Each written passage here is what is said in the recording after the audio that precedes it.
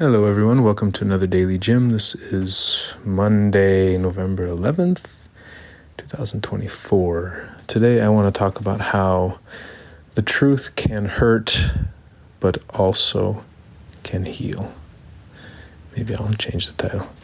This whole idea is that sometimes I think we're afraid of telling the truth or receiving the truth or just being really open and honest because it can really hurt. It can make us feel angry, it can make us feel sad, it can make us feel ashamed, it can make us feel afraid. So many other feelings that we often don't want to feel, even though I think we should want to feel them or be okay with them. But the truth can also heal. And the example that comes to mind is like taking medicine. Sometimes medicine hurts. Sometimes it's really annoying to get a shot in the arm, or to be in an MRI machine and have all the sounds whirring around your head, or to receive a diagnosis from a doctor, or to tell a doctor about certain pains that we've been experiencing. Because we don't want to admit it, we maybe feel embarrassed. We feel embarrassed of them looking at certain parts of our body. We feel embarrassed even thinking about parts of our body. We feel scared thinking about the frailty of life, fragility of life. And yet, when we do, it can help us heal. It can help us heal so much. So, for example, taking that really annoying large pill, it may suck. But if we take the pill every single day when we're supposed to, the pill can help us overcome H. pylori so we don't have stomach ulcers anymore. Can help us overcome malaria, can help us overcome lots of different diseases. Maybe those are more African relevant most of the time. But I think this also applies to conversations. Sometimes telling the truth or receiving the truth can really fucking hurt. It can make us confront things that we've been trying to avoid for a long time. It can make us think about things that we really didn't want to think about. It can make us feel a lot of things we don't want to feel. Maybe we don't want to feel sadness, and hearing the truth can bring up that sadness very fast. But when we don't speak the truth, when we don't open up and honestly share what's going on, the conflicts just fester. If you have a problem with your leg and you don't tell anyone, then your body will start to adjust when you're walking to overcompensate for the problem with the leg. And then you might start having problems with your hips. You might start having problems with your back as well.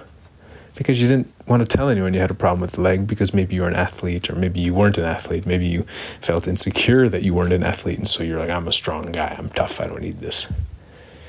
But that can damage other parts of the body longer term. Same thing with infections. Infections can spread. Infections can open us up to other infections. Open wounds can again fester and linger and create opportunities for other viruses or infections to get in. But again, it's similar in conversations. I look at the election that happened recently, and it's again somewhat surreal because I'm so far away, but how many of us just haven't had real honest conversations about what's going on in our lives, and the pains and the struggles and the shames and the insecurities and the fears and we're just not talking about the real things. And then how often does it manifest as a secondary, tertiary, quaternary, fourth level wound? And then we're like, oh, see, it's this fourth level wound. It's like, well, if you would have paid attention to the first level wound, that may have stopped the fourth level wound. But you were too afraid. You didn't have the courage to be honest, to either hurt yourself or hurt the other person or cause whatever feelings you didn't want. And so therefore, we're now on the fourth level conversation, which is so disconnected from where it actually came from, or maybe where the root that's actually powering it. And so I don't know, I think sometimes we think, well, if I just tell them the truth, then it shouldn't hurt. No, it can hurt. Oh, I shouldn't have told you the truth. No, please keep telling me the truth. Please keep sharing the truth. Please keep wanting to hear the truth, or at least the honesty and the perspective from myself and others, because then we can actually heal, then we can actually address, we can resolve conflicts or problems or build solutions together or reunite or whatever we want to call it, if we just start being honest. Because the truth can hurt, but so can, what do we say, the opposite? The untruth, the deception, the lies, the hiding, the secrets. It can hurt in different ways. It causes different emotions. The challenge is it doesn't often heal as well. So it's almost like we're going to feel regardless of whether someone tells us the truth or doesn't tell us the truth.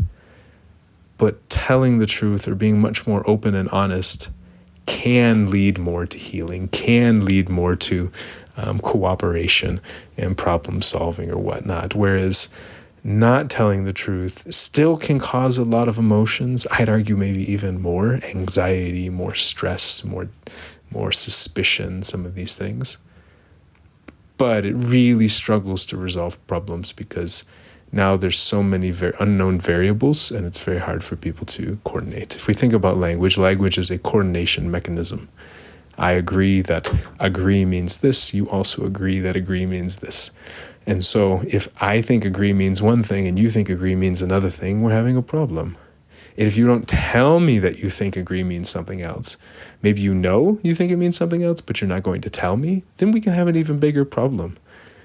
And it can fester and manifest into different things. You know, the word agree is maybe not so contentious, but if we talk about vacation, or if we talk about good, or if we talk about love, or if we talk about faith or faithfulness or loyalty, or if we talk about respect, or if we talk about some of these words that have some deep emotional connotations for people, if we have different interpretations of them and we don't communicate, then we're not coordinating very well. And again, sometimes these conversations about words or about situations or decisions or relationships or feelings or thoughts or beliefs or whatever can be really hard. AKA cause a lot of feelings. But again, not talking about these things can cause a lot of feelings too, in both sides.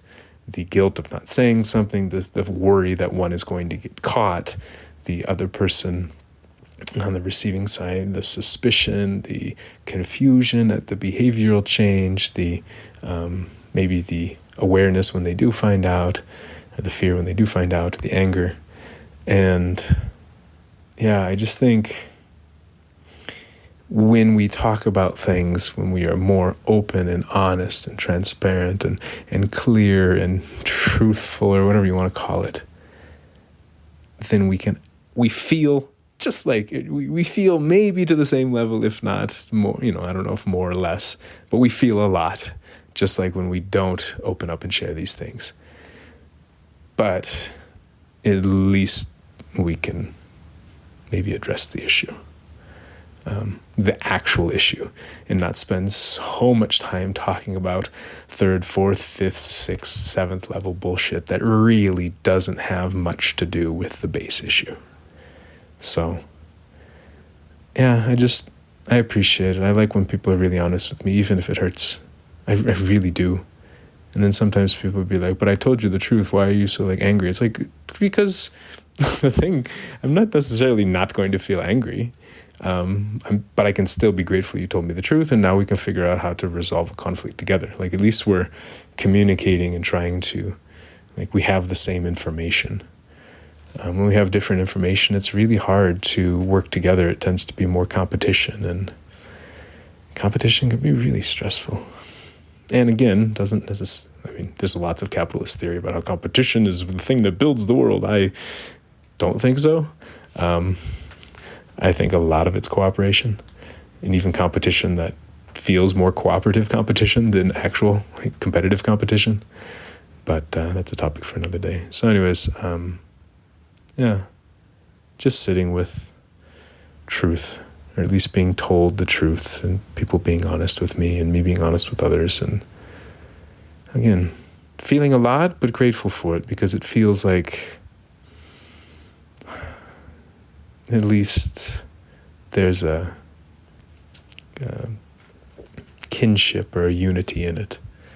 And I just hope, I'll pull back and talk about the election. I just hope that in the US and around the world, we just start talking about the real things. We just start opening up and sharing like the real things with our friends and families, but ideally online as well. We start telling people real things. We stop making up stuff. We stop lying. We stop puffing out our chests. We stop doing so much that just perpetuates or deepens conflict, and deepens division. It's more division and distancing than even conflict, maybe. It's like unity versus division. So, yeah, maybe it's not that truth can hurt, but truth can unite. Maybe that's a better one. But I can talk about that another day. Yeah. I can say truth can heal and truth can hurt and truth can also heal or unite. Nah, it's too wordy. Anyways, I'm going to go. I'm at 10 minutes. I went over 10 minutes. All right. Talk to y'all tomorrow. Good night.